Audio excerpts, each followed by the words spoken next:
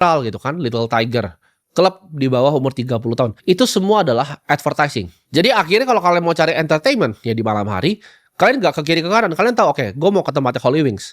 Kalau untuk yang marketnya mungkin lebih menengah ke bawah, kalian masuk ke Hellenstein Market.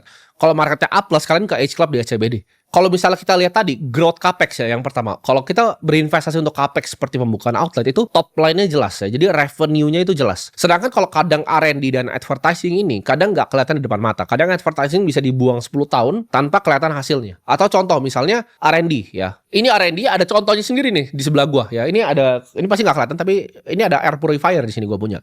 Merek itu adalah Dyson. Jadi kalau kalian tahu Dyson itu apa? James Dyson itu prototipe bikin 5.200 prototipe yang gagal. Sebelum dia berhasil bikin Dyson yang pertama yang sukses. Jadi R&D-nya itu puluhan tahun. Nggak menghasilkan apa-apa. Selama 15 tahun dia coba, itu nggak ngasilin apa-apa. Ya. Makanya sekarang semua cewek ya mimpinya itu adalah punya hair dryer yang Dyson. Air purifier juga kalau lihat di kantor-kantor yang bagus itu adalah Dyson semua. Dan uniknya berbeda dengan growth capex ya. Kalau misalnya kita lihat R&D dan advertising ini adalah suatu cost yang gampang sekali dipotong ketika perusahaan itu mengalami kesulitan finansial. Kalian lihat divisi apa sih yang pertama untuk di scale down? Yang pasti adalah divisi advertising dan marketing pasti. Karena itu variable cost ya.